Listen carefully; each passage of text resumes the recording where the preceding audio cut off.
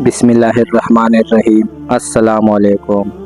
आयात कुरान में है लक़द अर्सलना नूहन इला कौमिही, साबित है कि नूह अलैहिस्सलाम की बासत व नबूवत सिर्फ अपनी कौम के लिए थी, सारी दुनिया के लिए आम न थी। और इनकी कौम इराक में आबाद बज़ाहिर महज़ब मगर शिरक में मुब्तला थी। हज़रत नूह अलैहिस्सलाम ने अपनी कौम को जो दावत दी वो ये थी, यानी ए मेरी कौम, तुम अल्लाह ताला की इबादत करो, इसके सिवा तुम्हारी कोई माबूद नहीं। मुझे तुम पर एक बड़े दिन के अजाब का ख़तरा नज़र आ रहा है। इसके पहले जुमले में अल्लाह ताला की इबादत की तरफ दावत है जो असली उसूल है। दूसरे जुमले में शिर्क व कुफर से परहेज़ करने की तलकीन है जो इस कौम में वबा की तरह फैल गया है। तीसरे जुमले में इसी अजाब अजीम का ख़तरे से आगाह करना है जो खिलाफ वर्जी की सूरत में इनको पेश आने वाला है। इस अजाब अजीम से मुराद आखिरत का अजाब भी हो सकता है और दुनिया में तूफान का अजाब भी। हज़रत नूह अलैहिस्सलाम की इस दावत के जवाब में कौम के सरदारों ने कहा कि हम तो ये समझते हैं कि आप कुल्ली गुमराही में पड़े हुए हैं, कि हमारे बाप दादों के दीन से हमको निकालना चाहते हैं और क़यामत में दोबारा ज़िंदा होने और जज़ो सज़ा पाने के ख़यालात ये सब औहाम हैं। इस दिल आज़ार और हराज गुफ्तगू के जवाब में हज़रत नूह अलैहिस्सलाम ने पैगम्बराना लहजे में जो जवाब दिया वो मुबल्लिगीन और मुस्लिहीन के लिए एक अहम तालीम और हिदायत है कि इश्तिगाल की बात पर मुश्तगिल और अज़बनाक होने के बजाय सादा लफ्ज़ों में इनके शबहात का अजाला फरमा रहे हैं, यानी ए मेरी कौम, मुझ में कोई गुमराही नहीं, मगर बात यह है कि मैं तुम्हारी तरह आबाई रसूम जहालत का पाबंद नहीं, बल्कि मैं रब्बुल आलमीन की तरफ से रसूल हूँ। जो कुछ कहता हूँ हिदायत रबी से कहता हूँ और अल्लाह ताला का पैगाम तुम तक पहुँचाता हूँ जिसमें तुम्हारी ही भला है। इनमें अल्लाह ताला का कोई फ़ायदा और न मेरी कोई गरज। इसमें रब्बुल आलमीन का लफ्ज़ अकीदा शिर्क पर ज़रबकारी है।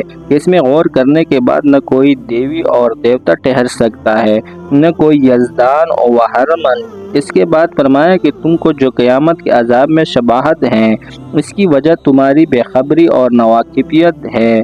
मुझे अल्लाह ताला की तरफ से इसका इल्म यकीन दिया गया है।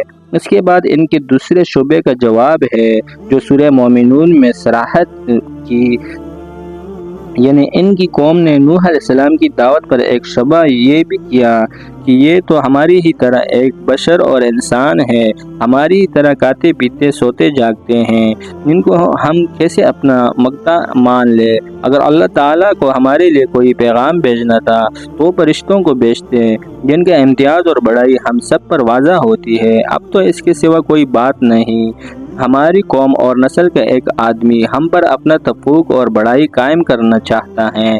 इसके जवाब में फरमाया, यानी क्या तुम्हें इस पर ताज्जुब है कि तुम्हारे रब का पैगाम तुम्हारी तरफ एक ऐसे शख्स को मारिफत आया जो तुम्हारी हम जिन्स का है, ताकि वो तुम्हारे डरावे और ताकि तुम डर जाओ और ताकि तुम पर रहम किया जाए, यानी इसके डराने से तुम मतनबा होकर मुखालिफत छोड़ दो जिसके नतीजे में तुम पर रहमत नाजिल हो। मतलब ये है कि ये कोई ताज्जुब की बात नहीं कि बशर को रसूल बनाया जाए। अव्वल तो हक़ ताला मुख्तार मुतल्लिक़ है, जिसको चाहे अपनी नबूवत और रसालत अता फरमाए, इसमें किसी को चू चुरा की मजाल नहीं। इसके अलावा असल मामला पर गौर करो तो वाज़ा हो जाए कि आम इंसानों की तरफ रसालत और नबूवत का मकसद बशर ही के ज़रिए पूरा हो सकता है, फरिश्तों से ये काम नहीं हो सकता, क्योंकि असल मकसद रिसालत ये है कि अल्लाह ताला की कामिल अताअत और इबादत पर लोगों को कायम कर दिया जाए और इसके अहकाम की मुखालिफत से बचाया जाए। और ये जब ही हो सकता है कि इनकी जिन्स बशर का कोई शख्स नमूना अमल बनकर इनको दिखलाए कि बशरत तकाज़ों और ख्वाहिशों के साथ भी अहकाम अलहिया की ताकत और इसकी इबादत जमा हो सकती है। अगर फरिश्ते ये दावत लेकर आते और अपनी मिसाल लोगों के सामने रखते तो सब लोगों को ये उज़र ज़ाहिर होता कि फरिश्ते तो बुशरा ख्वाहिशात से पाक है, न इनको भूख प्यास लगती है, न नींद आती है, न तकान होता है, न इनकी तरह हम कैसी बन जाए। लेकिन जब अपना ही एक हम जिन्स बशर तमाम बशरा ख्वाहिशात और खुसूसियात रखने के बावजूद इन अहकाम अलहिया की मुकम्मल अताअत करके दिखलाए तो इनके लिए कोई उज़र नहीं रह सकता। اسی بات کی طرف اشارہ کرنے کے لیے فرمایا جس کے ڈرانے سے متاثر ہو کر لوگ ڈر جائیں وہ وہی ہو سکتا ہے جو ان کا ہم جنس اور ان کی طرح بشرہ خصوصیات کا جامع ہو۔ یہ شبہ اکثر امتوں کے کفار نے پیش کیا کہ کوئی بشر نبی اور رسول نہیں ہونا چاہیے، اور قرآن نے سب کا یہی جواب دیا۔ افسوس ہے کہ قرآن کی اتنی تصریحات کے باوجود آج بھی کچھ لوگ حضور صلی اللہ علیہ وسلم کی بشریت کا انکار کرنے کی جرأت کرتے ہیں، مگر جاہلیت انسان اس حقیقت کو نہیں سمجھتے۔ وہ کسی اپنے ہم جنس کی برتری کو تسلیم کرنے کے لیے تیار نہیں ہوتا۔ یہی وجہ ہے کہ اپنے ہمسر اولیاء اور علماء سے ان کی معاشرت کی بنا پر نفرت و حقارت کا برتاؤ جاہلوں کا ہمیشہ شیوا رہا۔ قوم نوح پر عذاب۔ قوم نوح علیہ السلام کے دل خراش کلام کے جواب میں حضرت نوح علیہ السلام کا یہ مشفقانہ اور ناصحانہ رویہ یہ بھی ہے۔ ان کے بے حس قوم پر اثر انداز نہ ہوا بلکہ اندھے بن کر جھٹلانے میں لگے رہے، تو اللہ تعالیٰ نے ان پر طوفان کا عذاب بھیج دیا۔ ارشاد فرمایا، یعنی نوح علیہ السلام کی ظالم قوم نے ان کو نصیحت اور خیرخواہی کی کوئی پرواہ نہیں کی اور برابر اپنی تکذیب پر جمع رہے، جس کا نتیجہ یہ ہوا کہ ہم نے نوح علیہ السلام اور ان کے ساتھیوں کو ایک کشتی میں سوار کر کے طوفان سے نجات دے دی، اور جن لوگوں نے ہماری آیات کو جھٹلایا تھا ان کو غرق کر دیا۔ بے شک یہ لوگ اندھے ہو رہے تھے۔ حضرت زید بن اسلم فرماتے ہیں کہ قوم نوح پر طوفان کا عذاب اس وقت آیا جبکہ وہ اپنی کثرت سے و قوت کے اعتبار سے بھرپور تھے۔ عراق کی زمین میں اس کے پہاڑ اور ان کی کثرت کے سب تنگ ہو رہے تھے، اور ہمیشہ اللہ تعالیٰ کا یہی دستور رہا کہ نافرمان لوگوں کو ڈیل دیتے رہتے ہیں۔ عذاب اس وقت بھیجتے ہیں جب وہ اپنی کثرت و قوت اور دولت میں انتہا پہنچ جائے اور اس میں بدمست ہو جائے۔ حضرت نوح علیہ السلام کے ساتھ کشتی میں کتنے آدمی تھے، اس میں روایت مختلف ہیں۔ ابن کثیر رحمۃ اللہ علیہ روایت ابن ابی حاتم حضرت عبداللہ بن عباس رضی اللہ عنہ سے نقل کیا ہے کہ 80 آدمی تھے، جن میں ایک کا نام جرہم تھا، یہ عربی زبان بولتا تھا۔ بعض روایت میں یہ تفصیل بھی آئی ہے کہ 80 کے عدد میں 40 مرد اور 40 عورتیں تھیں۔ طوفان کے بعد یہ سب حضرات موصل میں جس جگہ مقیم ہوئے اس بستی کا نام سامانون مشہور ہو گیا۔ حضرت نوح علیہ السلام نے جب اپنی قوم کو ایمان کی دعوت دی تو قوم نے ان کی نبوت اور رسالت پر چند شبہات و اعتراضات پیش کیے۔ حضرت نوح علیہ السلام نے باذن اللہ کے جواب دیے۔ ان لوگوں کا پہلا اعتراض حضرت نوح علیہ السلام کی نبوت اور رسالت پر یہ تھا، یعنی آپ تو ہمیں جیسے انسان اور آدمی ہو اور ہماری طرح کھاتے پیتے چلتے پھرتے اور سو جاگتے ہو، پھر ہم آپ کو یہ فوق اور عادت امتیاز کیسے تسلیم کر لیں؟ آپ خدا کے رسول اور پیغمبر ہیں۔ ان لوگوں کا خیال یہ تھا کہ انسانوں کی طرف جو شخص اللہ تعالیٰ کی طرف سے رسول بنا کر بھیجا جائے وہ جنس بشر سے نہ ہونا چاہیے بلکہ کوئی فرشتہ ہو جس کا امتیاز سارے انسانوں کو چاروں چار تسلیم کرنا پڑے۔ اعتراض کا جواب اس میں بتلایا گیا کہ رسول کا بشر یا آدمی ہونا تو نبوت اور رسالت کے منافی نہیں، بلکہ غور کرو تو یہی ضروری ہے کہ آدمیوں کا رسول آدمی ہونا چاہیے تاکہ آدمیوں کو اس سے دین سیکھنا آسان ہو۔ انسان اور فرشتے کے مزاج میں زمین آسمان کا توافق ہے۔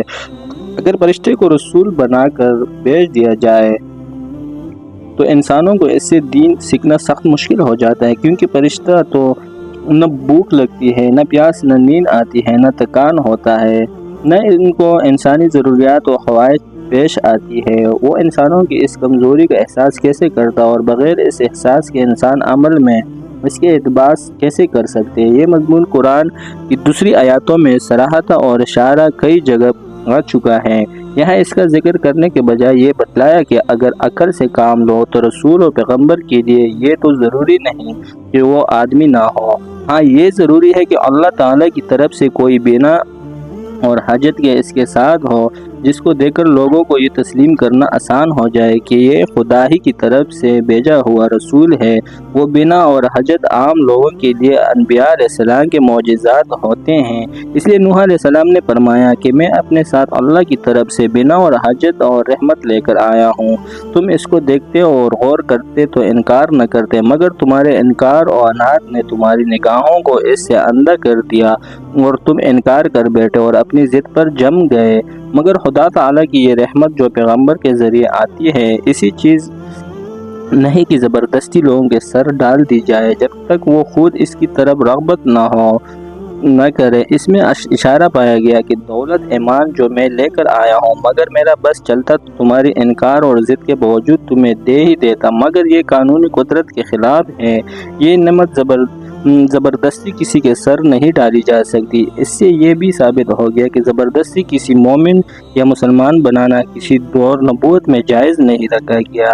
بزور شمشیر اسلام پلانے کا سفید جھوٹ گڑھنے والے خود بھی اس حقیقت سے بے خبر نہیں، مگر ایک بات ہے جو نواقفوں کے دلوں میں تردد پیدا کرنے کے لیے چلتی کی جاتی ہے۔ اس کے ضمن میں اس کی وجہ بھی سمجھی گئی کہ فرشتوں کو رسول کیوں نہیں بنایا گیا۔ وجہ یہ ہے کہ فرشتہ جو مافوق العادت قوت و طاقت رکھتا ہے اور اپنے وجود کی ہر حیثیت میں انسان سے ممتاز ہے، اس کو دیکھ کر ایمان لانا تو ایک جبری عمل ہو جاتا۔